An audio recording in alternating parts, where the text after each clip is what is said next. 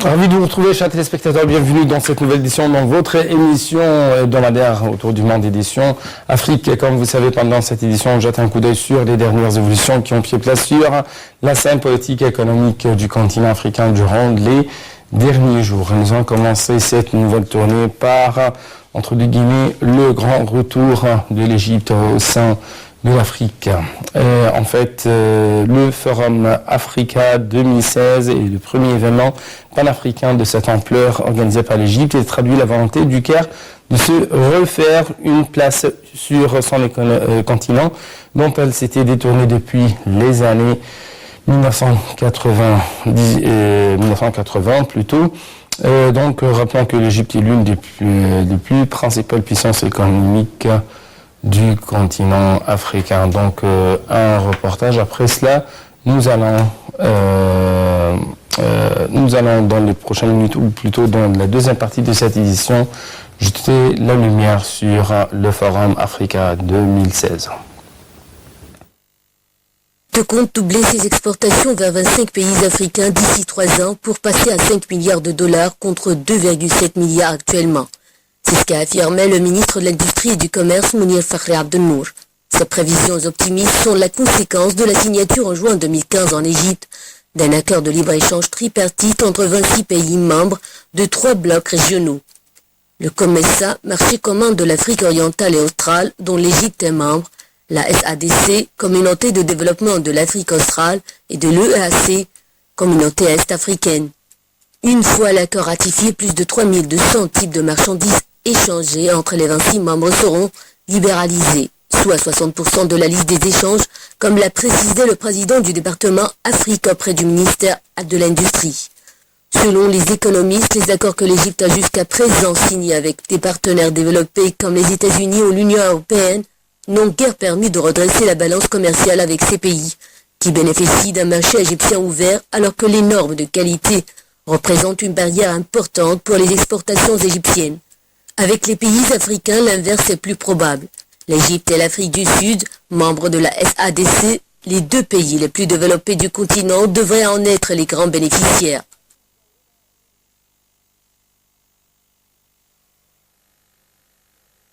Donc, toujours les chefs d'État, ministres et hommes d'affaires réunis les 20 et 21 février à Sharm el-Sheikh en Égypte, et tous ont appelé à regarder l'Afrique autrement.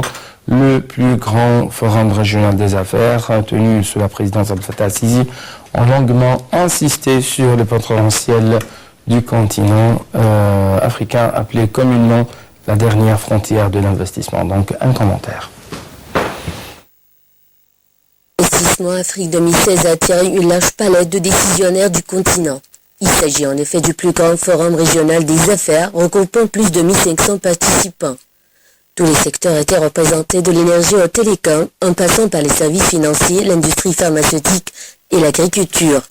Organisé par le gouvernement égyptien en collaboration avec l'Union africaine et le marché commun des États d'Afrique australe et de l'Est, COMESA, et sous l'égide de la Commission de l'Union africaine, le forum a bénéficié d'un soutien important de la Banque africaine de développement.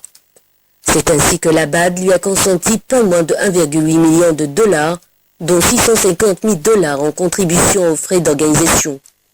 Il ne s'agit pas dans ce forum de seulement présenter les potentialités africaines aux investisseurs, mais surtout d'agir pour plus de coopération et de communication entre nos pays, a déclaré le président Abdel Fattah al-Sisi à l'ouverture du forum. Atteindre le développement à titre poursuivi reste notre principal objectif. Le concept est donc clair. Présentons les opportunités, laissons le secteur privé africain interagir ensemble, aux politiques de fournir les bonnes conditions et aux chefs d'entreprise d'investir. Rien n'a cependant empêché l'Égypte de présenter ses grands projets. Le tout premier est celui d'une route verticale qui relie le Caire à Cape Town, en Afrique du Sud. Il faut rappeler que l'Égypte cherche à renforcer sa présence économique en Afrique et à jouer un rôle de premier plan dans le grand marché de libre-échange de la COMESA qui va ainsi du Caire au Cap. Ces investissements se sont élevés jusque-là à 7,9 milliards de dollars entre 2003 et 2015, à travers 63 projets totalisant 21 000 emplois. Ravi de réunir ce Ghouta, le président égyptien Abdel Fattah al-Sisi a appelé à accroître les échanges commerciaux et à attirer les investisseurs sur le continent. À travers ce forum, il entend repositionner solidement l'Égypte dans un marché en croissance significative et en tirer meilleurs bénéfices pour son économie. Dans cette voie vers le développement, l'accent est mis sur les grands projets. Le propos du président Al-Sisi est conforté par son homologue de l'Éthiopie, qui rappelle qu'aucun pays dans ce monde globalisé ne peut se développer dans l'isolement. Présent à cette conférence, le président de la Banque africaine de développement, BAD, estime que faire tomber les barrières est la clé du développement à long terme. Selon lui, le continent qui évoluera à une croissance de 4% en 2016 et 5% en 2017 reste la meilleure place à investir, à condition toutefois de veiller à atteindre les 5 grands objectifs qui sont éclairer, nourrir, industrialiser et intégrer l'Afrique. S'y ajoute la nécessité d'augmenter la qualité de vie des Africains. Le directeur régional de l'agence d'investissement de la COMESA, partenaire officiel du Forum Africain 2016, a lancé à l'assistance. Selon lui, nous nous sommes réveillés, nous n'allons plus dormir. Donc je crois que le point le plus important dans cette conférence ou dans ce forum économique, ce ne sont pas les investissements, mais avec plus de précision, c'est la force humaine. Avec plus de précision encore, la jeunesse africaine. C'est pourquoi j'ai l'honneur d'avoir avec moi aujourd'hui au studio de l'Interview International M. Alpha Didati Cissé. C'est un étudiant malien qui vit toujours en Égypte et qui étudie actuellement à l'université de l'Azhar. Vous êtes toujours bienvenu. Généralement en Égypte et spécialement sur l'Interview International. C'est Alpha Didati Cissé. Merci beaucoup. Ma première question, c'est comment vous trouvez de tels rassemblements ou de telles rencontres, de tels forums qui essayent de rassembler les décideurs africains, les responsables africains, à quel point cela va être un projet fructueux pour la jeunesse de l'avenir? Tout d'abord, je suis très ravi d'être aujourd'hui ce matin sur le plateau et je salue tout le monde. Bon, votre question, c'est une très belle question et aussi une très bonne question. Et que si j'ose m'exprimer, je dirais que ma réponse, je n'aurai pas une seule réponse à donner, mais je vais juste me constater de donner quelques réponses. C'est une très bonne, voilà, je veux dire que c'était une très bonne initiative d'avoir essayé de rassembler les leaders, ou les jeunes, ou le continent africain même. Bon, ce n'est pas la première fois. L'Égypte a toujours été là. L'Égypte a toujours donné des très belles exemples, des très belles occasions. Bon, je crois que c'est une très très bonne idée. C'est une très très bonne idée qu'on n'aura jamais à dire jusqu'à la fin. Mais à quel point ça sera des initiatives fructueuses pour la jeunesse africaine, par exemple? Et la jeunesse ou les jeunes africains exigent quoi de leurs décideurs, de leurs responsables gouvernementaux ou économiques même? Je vois qu'étant un jeune, donc je suis très bien placé pour vous donner une réponse à cette question. Je crois que les jeunes africains comme moi, on est là, on est prêt à tout faire pour notre continent. Il suffit juste que nos dirigeants font juste et pas seulement pour nous regarder. Si je dis que pour nous regarder, c'est pour nous donner des opportunités, de nous donner des opportunités pour montrer de quoi nous sommes capables. De quoi, parce que si jamais vous voyez, nous sommes tant de jeunes. Nous sommes tant de jeunes en Occident, nous sommes tant de jeunes aux États-Unis, on peut faire plusieurs choses. Donc, j'espère que la balle est toujours dans les camps de nos dirigeants. Il suffit juste de nous mettre sur le train, et puis aussi, Inch'Allah, tout ira bien. Il y a autre rassemblement à côté de ces rassemblements économiques, c'est toujours l'Azhar, l'université de l'Azhar, qui rassemble de jeunes Africains de différents pays africains. Donc, j'espère que vous essayez de nous montrer, par exemple, leur vision à propos de ce continent africain. Ce n'est pas seulement de présenter la vision des décideurs ou la vision des responsables, la vision des dirigeants, mais avec plus de précision, la vision de cette jeunesse africaine. Ok. La vision de cette jeunesse africaine, c'est quoi? C'est d'essayer, nous étant que jeunes, on cherche que nos dirigeants nous mettent quelque chose. Nous donner des choses que nous pouvons prendre. Nous pouvons prendre en charge pour faire quelque chose. Et pour développer notre continent.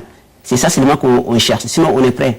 On est prêt sur tous les plans. On est prêt sur tous les plans. Sur le plan économique, sur le plan politique, sur tous les plans. Étant jeune, on est là, on est prêt, nous pouvons faire tout. Nous pouvons faire tout. Donc, je vois qu'on a aussi l'amour. On a l'amour de notre continent.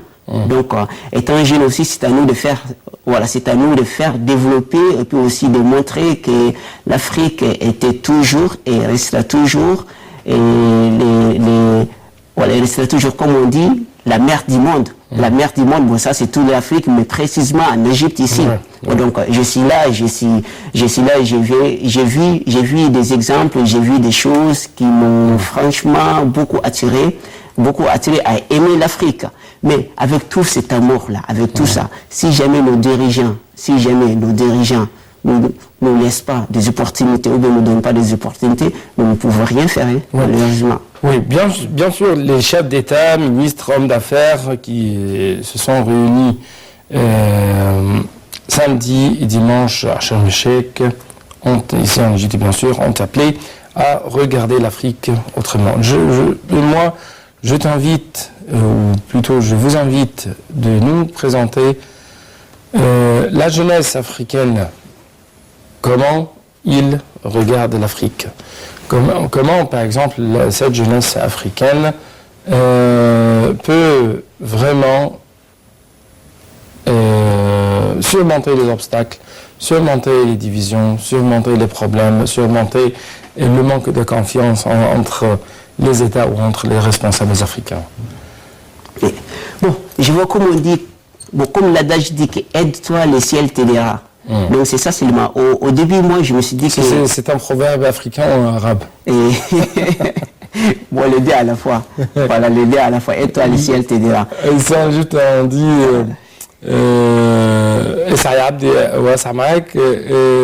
en Afrique, on dit aide à toi-même, le ciel t'aidera. Voilà, bien sûr. Bon, c'est comme on dit chez nous en Afrique, on dit que même si tu as diré à l'extérieur, même si tu as beau direr là-bas, tu ne seras jamais voilà, comme eux. Donc maintenant, je vois que, bon, comme je vous avais dit, nous maintenant ce qu'on cherche même, c'est très simple. C'est très simple ce qu'on cherche même. On ne cherche pas à remplacer nos aînés ou bien nos parents. Non, on ne cherche pas ça. Mais on cherche à leur faciliter la tâche. On cherche à leur faciliter la tâche. Parce que leur génération, si jamais leur génération finisse maintenant, donc c'est à notre génération de venir prendre les relais maintenant. Donc maintenant, si jamais tu ne montres pas quelque chose à ton petit frère ou bien à ton fils, un jour viendra, donc il va regretter. Donc toi aussi, tu vas regretter. Tu vas dire que si je savais, j'allais lui donner d'opportunités. J'allais lui donner d'opportunités de lui mettre sur les rails, de lui montrer des choses, parce qu'un jour viendra, moi aussi, je vais quitter les lieux. Donc c'est ça. Et donc je demande à nos dirigeants, à nos parents, si je pouvais me dire à nos parents, je leur demande d'avoir confiance en nous, d'avoir confiance à la jeunesse africaine. On est là. Nous on est là, on est prêts. Mais je vois qu'ils n'ont pas trop la confiance envers la jeunesse. Et pourtant, on est là, on est là, on est capable aussi. On est capable de faire tout. On est capable de faire tout. C'est seulement comment vous donner l'opportunité ou l'occasion pour se montrer ou pour se prouver. Voilà, bien sûr. Oui. Selon le président égyptien Fattah Sisi, il ne s'agit pas dans ce forum de seulement présenter les potentialités africaines aux investisseurs, mais surtout d'agir pour plus de coopération, de communication entre nos pays. Atteindre le développement reste notre principal objectif. Donc, à partir de telles paroles, nous pouvons dire que l'Égypte essaie toujours ces jours-ci de faire plus de coopération, plus de rapprochement entre les autres pays africains. Vous, entend que M. Alpha Didat Cissé est un étudiant qui vit ici en Égypte et qui suit avec plus de précision, de près, les efforts déployés de la part de l'Égypte envers ses frères africains. Vous, encore, vous avez des exigences, vous avez des demandes de la part, en parlant au nom des pays africains, en parlant au nom du continent africain, à l'Égypte. Vous exigez quoi de l'Égypte?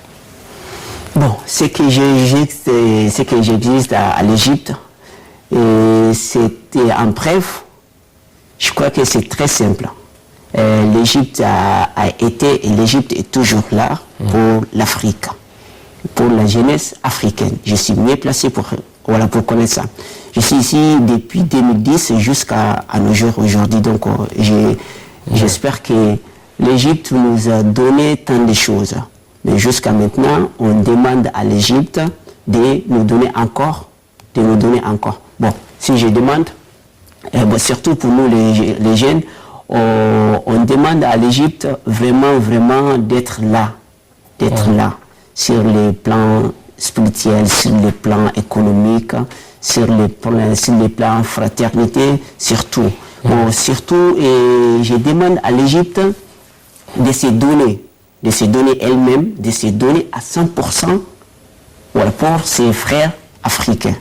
Voilà. Si je dis ça, bon, comme vous venez de souligner maintenant, ce n'est pas seulement de donner. Si jamais vous pouvez aider quelqu'un, ce n'est pas seulement de lui donner chaque fois les moyens ou de lui donner quelque chose à manger. Non. Il faut coopérer, il faut être avec la personne. Il faut être là avec la personne. Il faut aussi montrer à la personne que je suis là. Donc, d'après votre parole, vous voulez dire que l'Égypte doit présenter ses expériences dans les différents domaines. Bien sûr. À ses frères africains. Voilà, bien sûr. Ouais. Voilà, bien sûr. Bon, surtout, je vais vous donner un exemple. Je demande à l'Égypte d'ouvrir. Voilà, parce que Dieu merci, ici en Égypte, on a tant d'universités que nous pouvons étudier tout ce que nous voulons, nous les jeunes africains.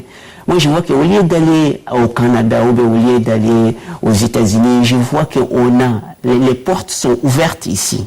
Les portes sont ouvertes ici.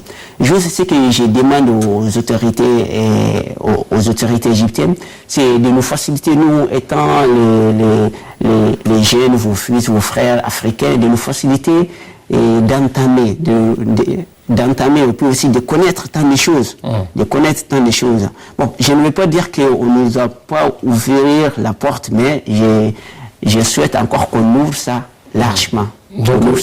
Parce que, un exemple, ici, il y a des facultés, il y a des choses. Bon, si jamais vous voulez rentrer dedans, ou si jamais vous voulez étudier. Donc, vous voulez dire, avant d'investir, de faire ou de pomper les investissements dans les économies africaines, vous devez tout d'abord investir dans la jeunesse africaine, dans cette puissance ou cette force humaine.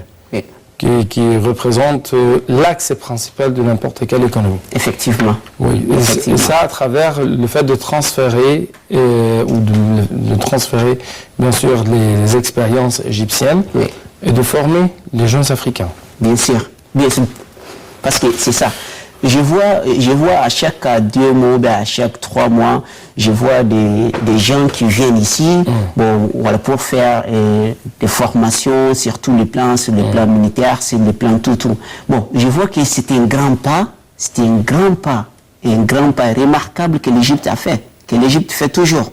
Bon, je demande aussi la même chose pour nous les étudiants, de nous donner tant d'opportunités après nos études, de faire des stages chez vous, de faire tant de choses chez vous. Ce n'est pas juste de venir ici pour poursuivre tes études, et puis aussi parce que souvent on attend des étudiants ici, après les études ils se demandent. Donc maintenant moi j'ai étudié ici en Égypte.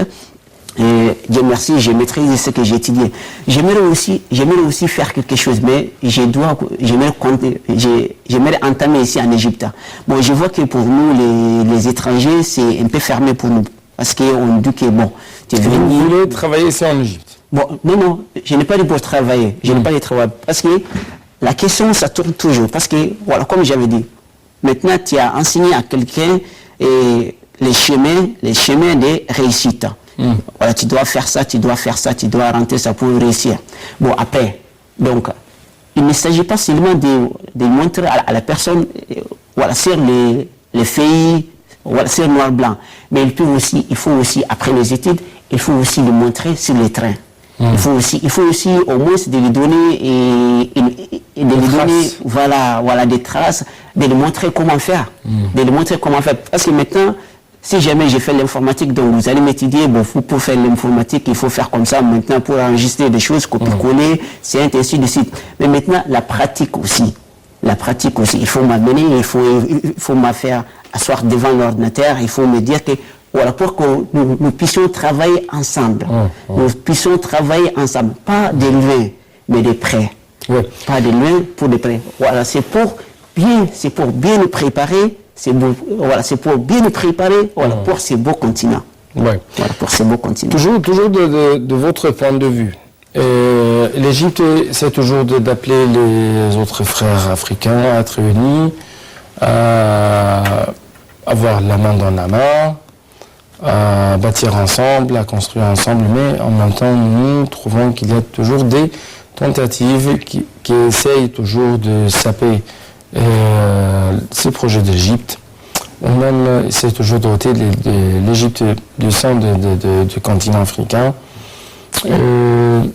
Ma question, il y a toujours ceux qui essayent de nous étouffer de la part des autres pays africains, alors que nous essayons toujours d'appeler à plus de coopération, plus de rapprochement, à surmonter nos problèmes ou nos différends à travers, d'une manière bien sûr fraternelle, et à travers des instruments pacifiques.